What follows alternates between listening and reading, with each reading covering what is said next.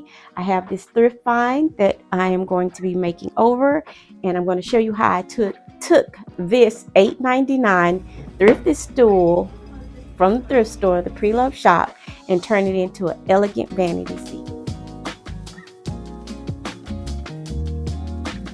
Now, the thing about this beautiful stool is I actually do like the chippy paint that it has on it. It is made of iron. It is heavy. It's elegant already in its shape, in the form that it has, and I do like the scroll detail that it already is presenting with on the piece. So I'm going to basically show you how I took the $8.99 thrifted chippy stool and not change everything about the stool. I'm giving you this affordable find on today, and I'm going to do it with a designer eye and with a very intentional purpose with making this and creating it into a beautiful result. I'm showing you how I decided to keep the chippy paint on the base. Why? Because it actually has the character that I definitely want, and I like to keep in a space that you don't have to completely strip the piece, paint the piece out, and change everything about the piece in order to make it work in your space. And this is definitely one of those moments, because sometimes the best decision is knowing what to keep and what to throw out or what to change. And that not only goes for your thrifting pre-love pieces, but it definitely goes for life as well. Just a little whisper of wisdom there. Now I'm going to focus my attention here on the seating again, and not so much the base. But it needs most improvement here to get that elegant and classy look, but to also modernize it and to bring it into the here and now. I'm going to start with some simple tools, which is a tack remover, and I have two different ones here. One has a wood handle and the other one has a elegant, simplistic, easy, ergonomically correct one. Definitely easier on your hands when you are removing tacks, because it has this little thumb imprint here, and when you're pushing your hand down and lifting those tacks, it definitely works. Small set of scissors. You can use a razor or a straight edge, and then I'm going to use some needle nose pliers when removing your fabric from your base, because you want to, if you are a novice at this and removing and reupholstering your pieces, you have to be careful, of course, safety purposes, but also taking into account removing the staples and the fabric, just in case you want to preserve the actual template, the one that is already existing on the piece, whether that's a chair or an ottoman such as this. It saves on fabric.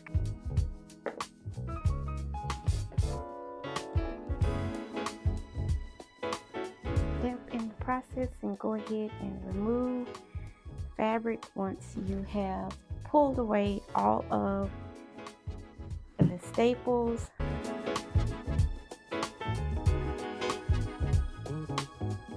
And I don't need this part, this fabric, for a template. It's easy to cut a circle around, but for you, if you are a novice at this, use this for your template. Adding to your fabric, what it's going to do is give it a softer, fuller look before adding your fabric. And this is something you definitely want to do before adding your fabric onto any of your surface. And sometimes, depending if you have a thinner fabric, you don't want whatever color your batting, not your batting, but your cushion to show over under the actual fabric if you are using a thinner fabric, because there's so many fabric choices, which leads us into the next part of this process. So like I mentioned before, you can use so many different fabrics.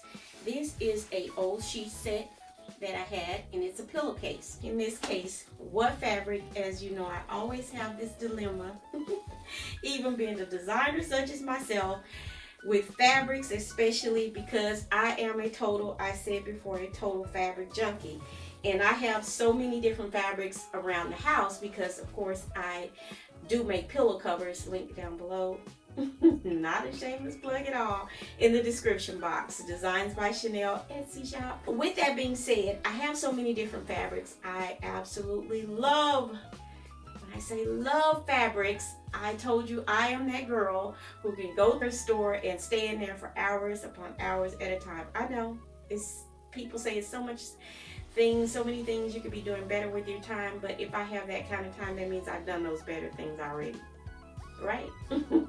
So I'm going to choose the fabric. I like the black and white, but I also have to take into account if I am going to keep this piece for myself, will this work in my home? The blue, of course, one of my faves, which I definitely love blue and white, all forms, dark blue, navy blues, French blues. I like blue. I'm not sure. I'm just not sure which one I want to add at this point. So I'm going to take a moment, take a pause, turn the video off, the recording for now, come back after I make a decision, and we can see which one I'm going to end up with. Fabric stash. I have this piece. We'll call it a remnant because it's not a whole lot, but I think this is her. She is me. I think this is it. This is the winner. It should definitely be enough once I do all of the measurements out. It works in my office space because the artwork definitely has the green. It's muted down, muddied down, and it's earthy, of course, because look, if you have flowers, anything with foliage, it's going to work.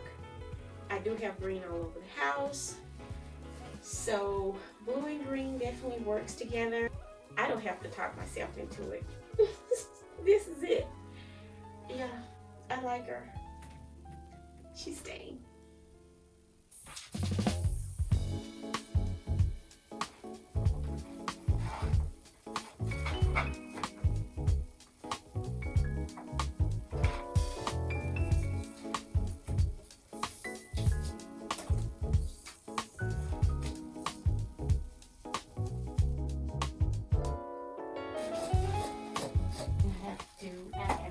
Seating, I need to cut the length and the actual height of the item. Measure twice.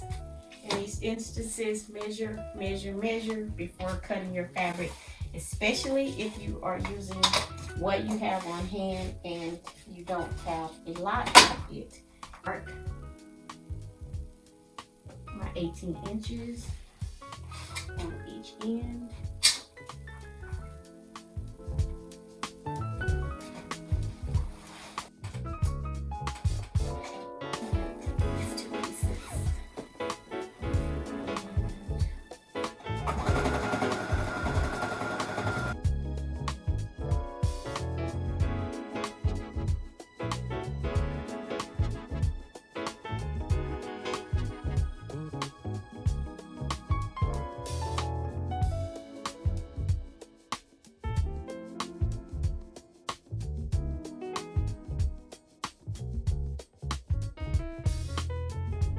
Finished stapling it all down, and I did staple the skirting part to the actual seat, and as you can see, it's upside down, inside out.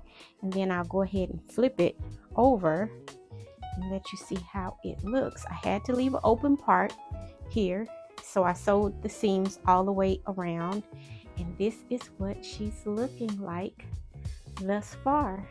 Isn't she gorgeous? Reminds me of an episode of Lucy, you know, when she had the curtains and she did, yeah, we're not gonna do it. I think that was Lucy.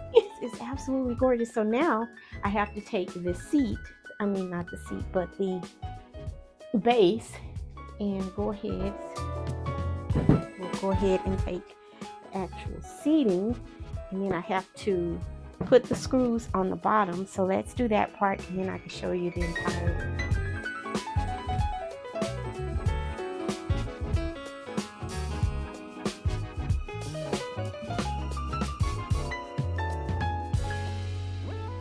And so once again, here she is in all of her glory, green, gorgeous in green. And this is proof that not every makeover has to be completely overhauled. We kept the chippy paint again on the base, cleaned her up, added the beautiful new upholstery work, the new batting, the new fabric all the way around. Also making it with this beautiful pleated skirt look. It's elegant, classic, and classy, and ready for her debut in just about any room around the house. This is proof that simply sometimes you preserve the piece and what gives it character and still can have a beautiful, elegant, classic, and classy overall look. Don't forget to subscribe if you definitely love enjoying budget conscious interior design decorating ideas, thrift finds, makeovers, upholstery work, all of the things regarding making a house a home with House of Shenell, and a little bit of faith every now and then. And I'll see you all for the next one. This has been Shenell. Bye for now.